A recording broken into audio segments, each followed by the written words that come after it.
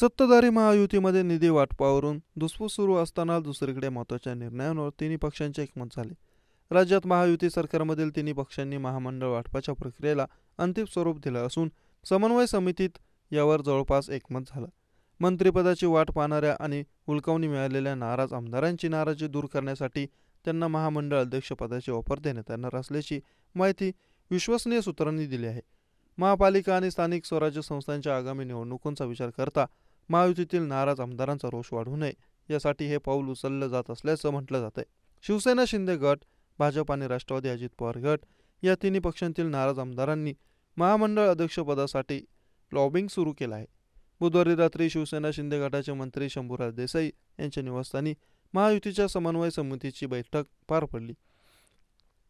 या बैठकीला शिवसेना शिंदे गटाकडून शंभूराज देसाई, उदय सामंत, तर भाजपाकडून चंद्रशेखर बावनकुळे आणि रवींद्र चव्हाण, राष्ट्रवादीकडून हसन मुश्रीफ आदींची उपस्थिती होती. महायुतीच्या समन्वय समितीची आठवड्यातील ही दुसरी बैठक होती. विशेषतः मुंबई आणि MMR रिजनमधील प्रमुख महामंडळांच्या अध्यक्षपदासाठी मोठी रस्सीखेच सुरू असल्याची माहिती सूत्रांनी दिली. मुंबई, म्हाडा, सिडको, MMRDA, MTDC अशा प्रभावी महामंडळांच्या अध्यक्षपदावर लक्ष केंद्रित झालं आहे. शिवसेना व भाजप आमदारांमध्ये यासाठी जोरदार चढाओढ सुरू असून पक्षांतर्गत गटबाजीही समोर येत आहे. सर्वाधिक 4 ते 5 वेळा आमदार म्हणून निवडून आलेल्या वरिष्ठ नेत्यांना अध्यक्षपदाची संधी देण्यात येणार असल्याची माहिती सूत्रांनी दिली.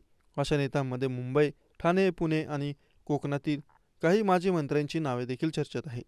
महामंडळ अध्यक्षपदाच्या निर्णयानंतर आता महायुतीतील तणाव काहीसा निवळण्याची शक्यता आहे. मात्र अंतिम यादीवरून पुन्हा नवे वाद उद्भवण्याची शक्यता नाकारता येत नाही.